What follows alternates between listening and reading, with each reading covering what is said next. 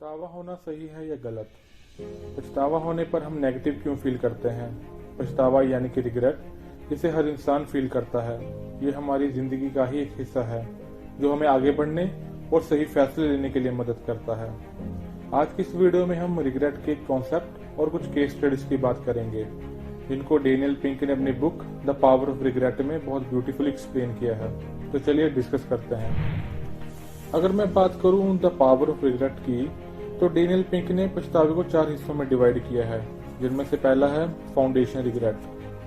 Basically foundation regret जिंदगी के बड़े पहलुओं से जुड़े होते हैं, या फिर हम कह सकते हैं कि ये एक फाउंडेशन स्टोन का काम करते हैं, जैसे कि हेल्थ, एजुकेशन एंड फाइनेंस। हर एक इंसान को जिंदगी में स्टेबिलिटी की जरूरत होती है। स्टेबिलिटी के लिए अच्छी हेल्थ और माइंड की जरूरत होती है। अगर इंसान के पास ये फाउंडेशन नहीं होंगे तो बाकी गोल्स को पाना थोड़ा मुश्किल होता है। लाइफ के ऐसे फेलियर्स जिसका कारण हमारी हेल्थ, एजुकेशन या फिर हमारा माइंड होता है, उसे फाउंडेशन रिग्रेट कहते हैं। दूसरा है बोल्डनेस रिग्रेट। डेनियल कहते हैं कि लाइफ में स्टेबिलिटी जरूरी है, लेकिन कई बार बोल्ड और रिस्क लेने की भी जरूरत होती है। यह रिग्रेट हमें तब होता है जब हमें रिस्क लेना चाहिए था लेकिन हम ले नहीं पाए। फॉर एग्जाम्पल, कोई नया बिजनेस शुरू करना चाहते थे लेकिन कर नहीं पाए, या फिर अपने पैशन को फॉलो नहीं कर पाए। इसी कैटेगरी में थर्ड है मॉरल रिग्रेट, और ये सबसे कॉमन रिग्रेट है जो हर इंसान फील करता है। जैसे आप एक अच्छा इंसान बनना चाहते थे लेकिन पास्ट में किए हुए कुछ गलत कामों के कारण या फिर किसी गलती के कारण आपको किसी बात का पछतावा हो रहा है। फॉर एग्जाम्पल, टेस्ट में चीट करना, रिलेशनशिप में अपने पार्टनर को चीट करना और अपने बिजनेस पार्टनर से झूठ बोलना, ये सभी रिग्रेट मॉरल रिग्रेट में आते हैं। डेनियल हमें बताते हैं कि रिग्रेट की कैटेगरी में लास्ट और जो फोर्थ रिग्रेट होता है वो है कनेक्शन रिग्रेट। कनेक्शन रिग्रेट हमारे पेरेंट्स, भाई बहन, दोस्त, क्लासमेट, कलीग्स के साथ हमारे रिश्ते के कारण होता है। जब हम इन रिश्तों को डैमेज कर लेते हैं या फिर इन्हें निभाने में फेल हो जाते हैं, तब हमें ये महसूस होता है। आइए कुछ केस स्टडीज देखते हैं, जिसे सुनने के बाद आपको रिग्रेट के बारे में थोड़ी ज़्यादा क्लैरिटी होगी। सन 1881 यानी कि 1881 में एक दिन अल्फ्रेड नोबल उठे और उन्होंने जब न्यूज़पेपर पढ़ा तो शोक समाचार वाले कॉलम में अपने आप को देखकर बहुत हैरान हुए। वे पूरी तरह से जिंदा और ठीक थे, फिर भी न्यूज़पेपर का कहना था कि वे गुजर चुके हैं। असल में मरने वाले अल्फ्रेड नोबल के भाई लुडविग थे, लेकिन एक जर्नलिस्ट ने ये गलती से छाप दिया था। इससे भी बड़ा झटका उनको उस न्यूज़पेपर की हेडलाइन से हुआ, जिसमें लिखा था कि the merchant of death is dead, मतलब मौत का सौदागर मर गया। यह पढ़कर वह बहुत दुखी हुए।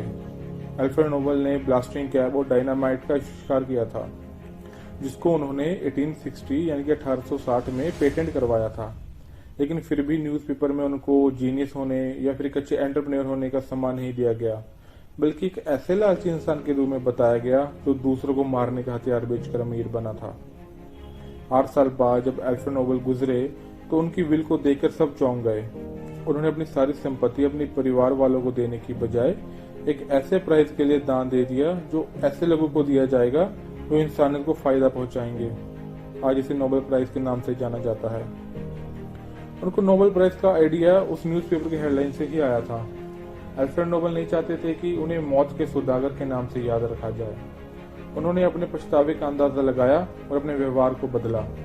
हम पास्ट में पछतावे को देख सकते हैं और सोच सकते हैं कि हमने क्या किया क्या नहीं, लेकिन हम अपने फ्यूचर को भी इमेजिन कर सकते हैं और अंदाजा भी लगा सकते हैं कि हमें किस बात का पछतावा होगा, किसका नहीं। सेकंड केस स्टडी है जेफ बेजोस के बारे में। जेफ बेजोस अमेज़न के फाउंडर और चेयरमैन हैं।